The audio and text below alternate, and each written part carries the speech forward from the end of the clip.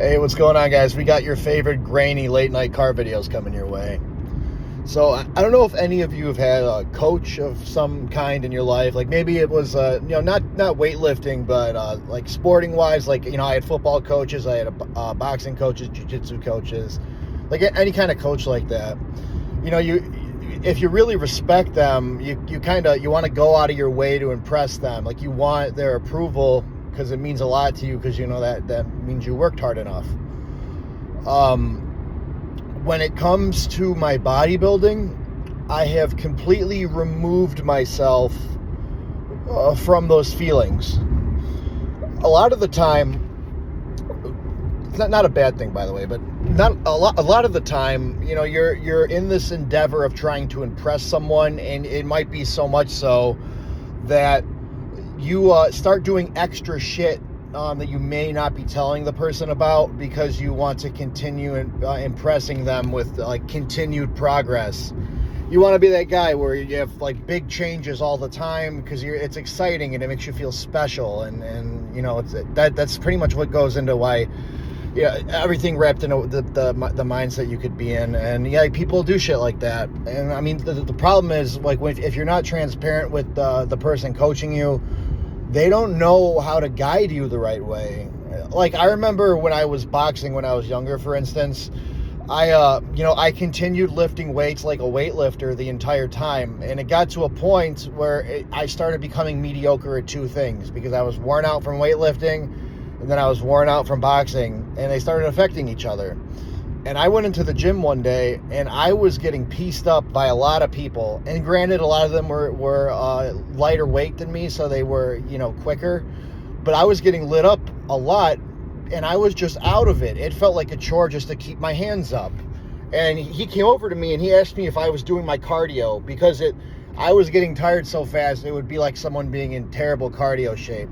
But I was just so overtrained, my body just would not want to hang anymore.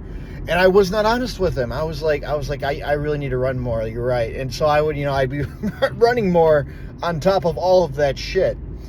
It led to a bad outcome for me. I took things to a very great extreme. And like later on down the road, just to clue you in on the rest, I had to make a decision. Which one of these things do I care about more? And it was the weightlifting, which is now bodybuilding for me. But that's what it came down to for me, because I was so all or nothing with everything. I couldn't live my life doing two things and being mediocre at both. So that's why I made that decision. But I've removed myself from those feelings of trying to impress my coach with extra stuff. Pretty much all the toxic habits you could form from that kind of mental state.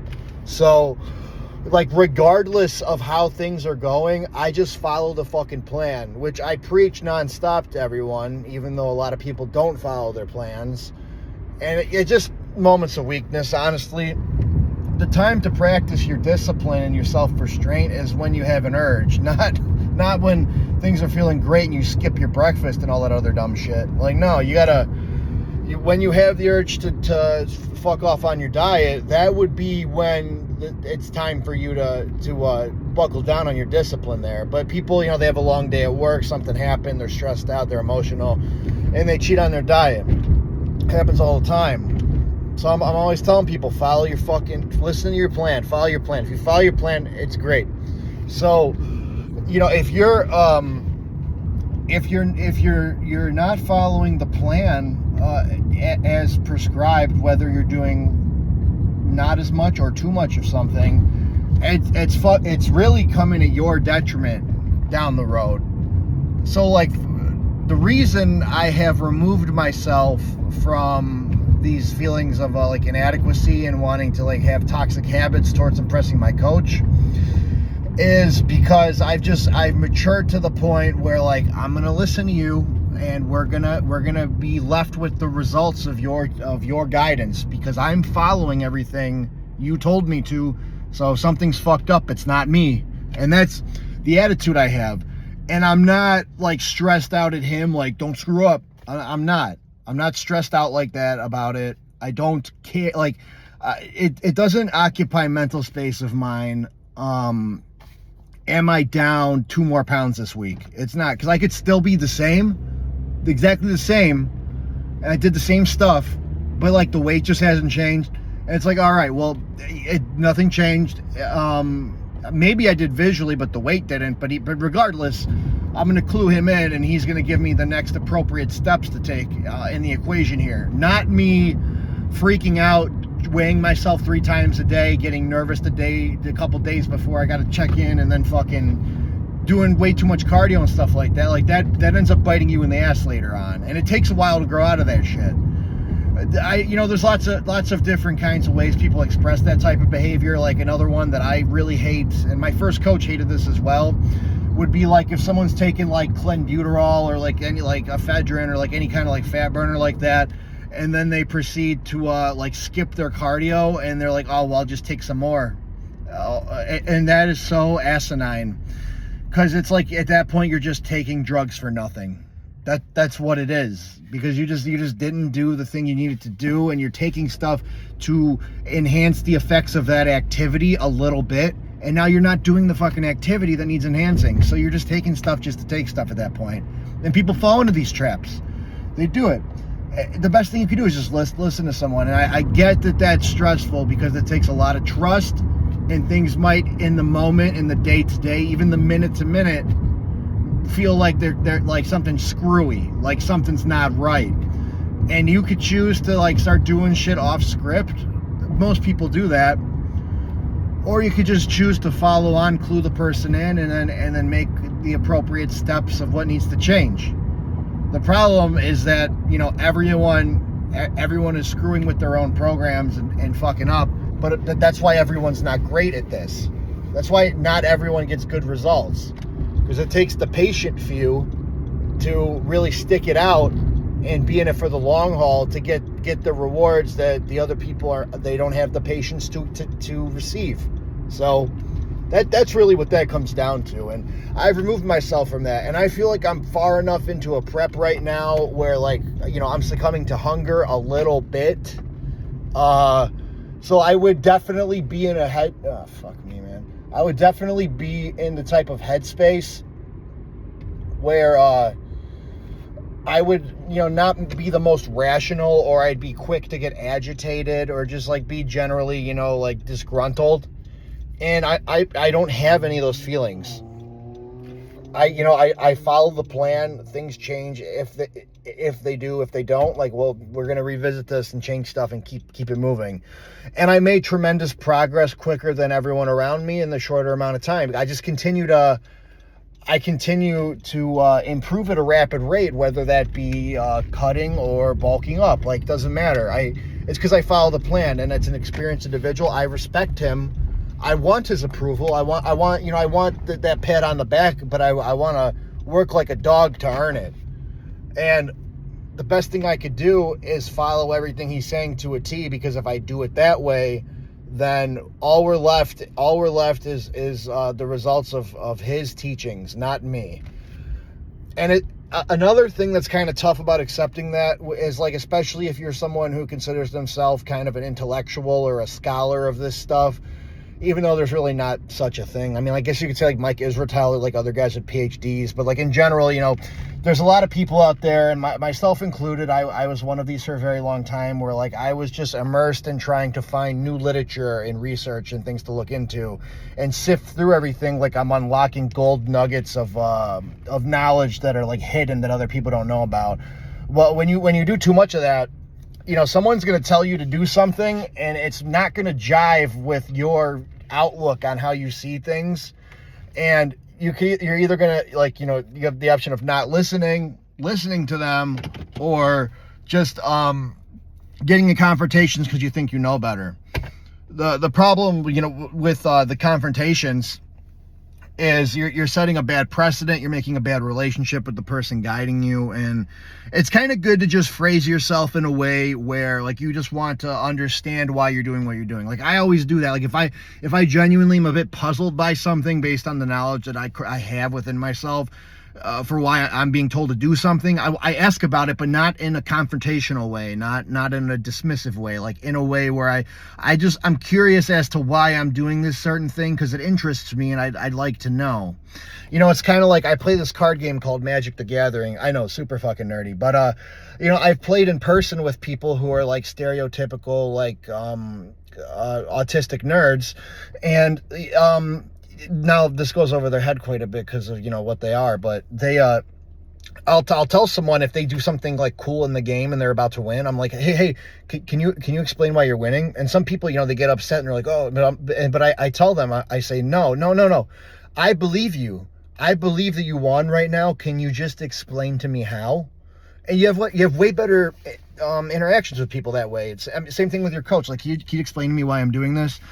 And most of the time you're going to get like a pretty thorough answer on that. Maybe not through text. Sometimes people are big texters. Sometimes people are big phone call people. It's really just kind of feeling out the individual. Because if you're not a big texter and someone's giving you really detailed text plans, you might not take that to heart as much as them vocally telling you everything over the phone, and vice versa if you're the other way around. So, that's kind of the individual aspect of interacting with people. But yeah, in general, it comes down to you follow the things, you're inquisitive, you want to know, but you don't want to be combative with them, because you could be misguided by something. Usually they'll have an answer as to why they're telling you to do something, but believe it or not, sometimes with very world-renowned coaches, they're going to tell you, I don't know why this works, but it does. And that's up to you right now to fucking decide if you want to listen to that.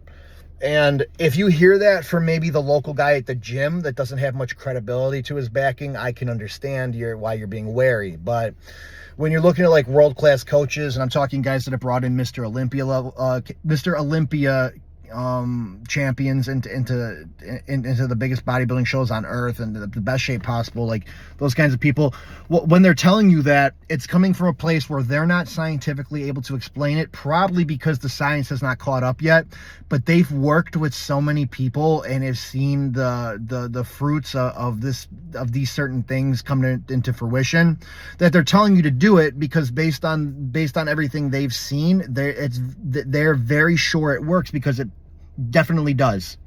I hate to say definitely does, because I don't know exactly what someone would be telling you to do like that. Like, there's certain examples, like some of them have to do with like arranging how you fatigue yourself in the gym, stuff like that, or when to carb load and little stuff. But anyway, so yeah, they'll be able to tell you that, and if anything, I find that more credible than anything else out there, because they have the knowledge through experience on something to be able to tell you this thing works, but they're not exactly able to tell you how, because literature has probably not caught up yet. So what a lot of people do is they kind of give you a little bit of conjecture, where you could look at like current literature available, and then based off of the reasoning of all of that stuff, make that your rationale as to why something works.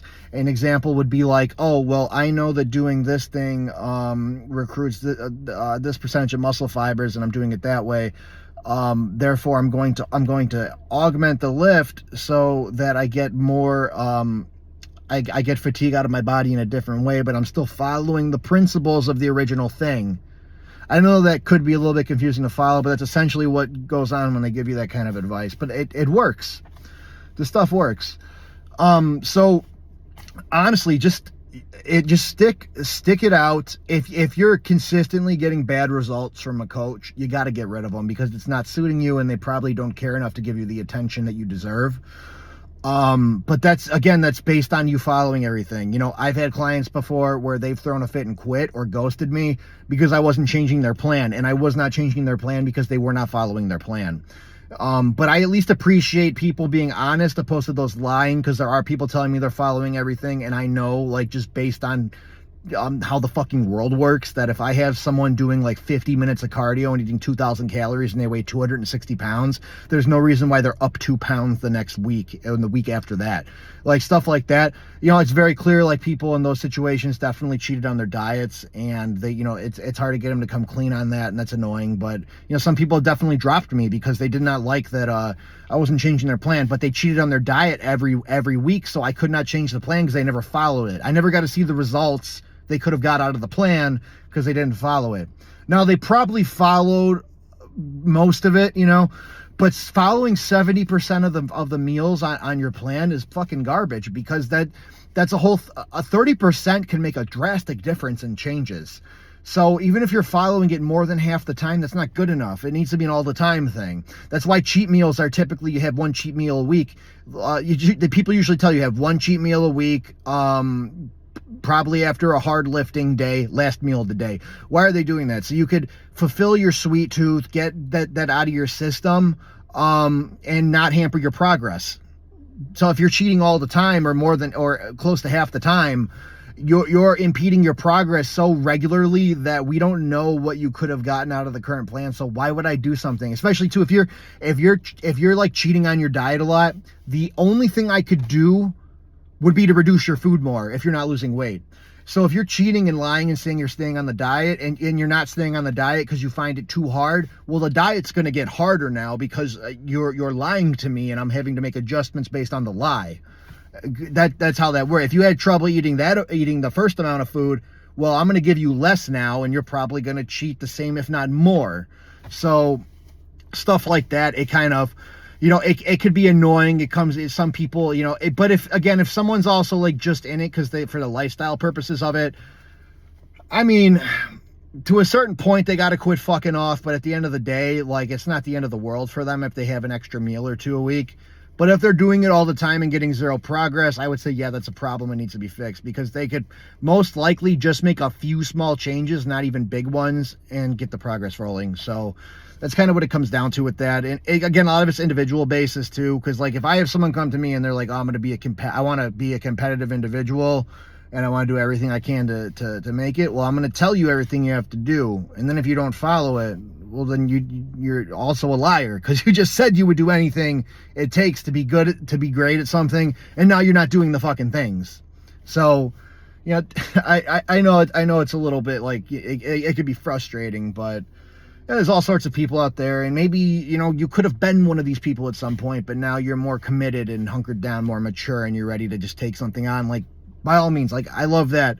No one should like be barred from trying to continue on, but it's just having the right head on your shoulders to go in the direction you want to, so you do the things you said you would. That's what it comes down to, everyone. So anyway, I'm gonna go work out right now. Hope you have a good rest of your evening, and I will see you on the next one.